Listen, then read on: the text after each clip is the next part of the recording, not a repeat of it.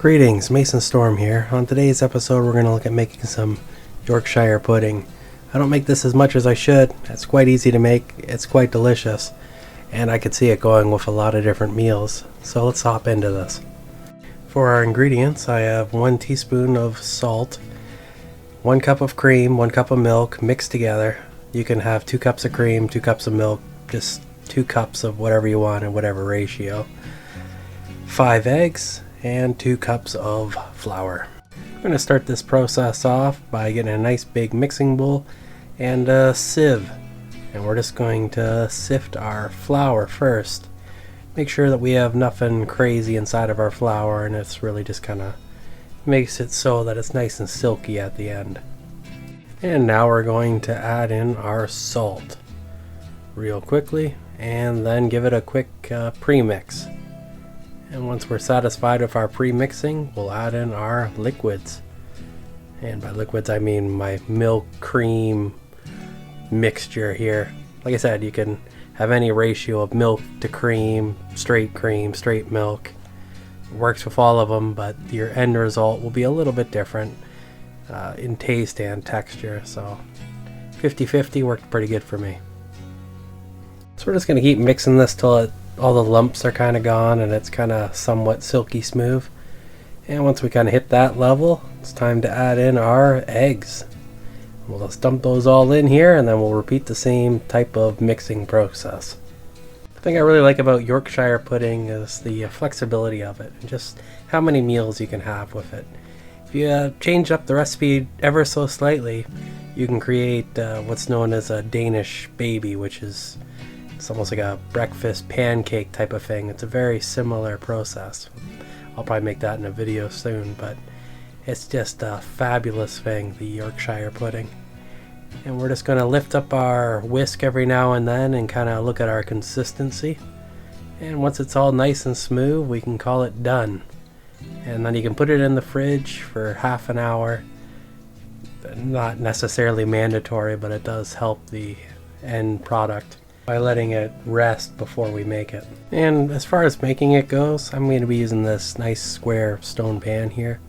You can also make it in muffin trays, and that usually works out pretty good. About out of oil here, so I gotta open another one.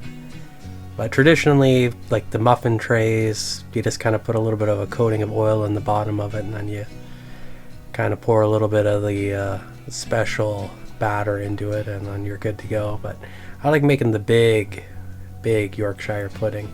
That's why I'm using the nice big pan here, and then you can cut pieces of it and get as much as you want. It's really quite good that way. So now we're going to preheat our pan. So we're going to throw it into the oven at 450 degrees, and we're going to make sure it's all nice and preheated. The oven's all preheated and the pan's all preheated, and once it's all completely preheated, we'll take it out of the oven and then we can add in our batter.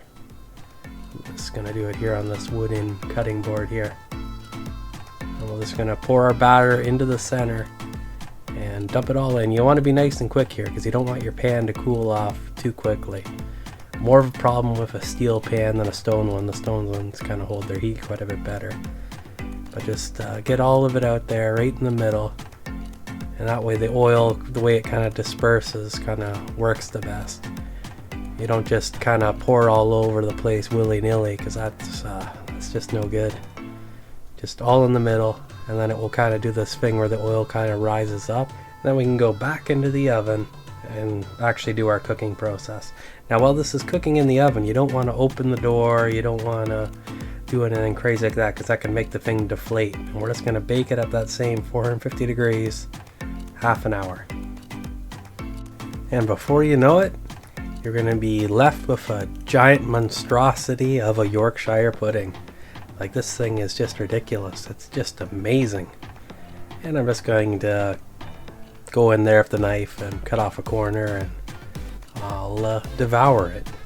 Just having it with a little bit of maple syrup, but it really depends what you're having it with. If you're having roast beef or something, you probably don't want to have maple syrup with it, but I mean, it can go savory, it can go sweet. I mean, Yorkshire pudding, I mean, you can do whatever you want. It's just fabulous.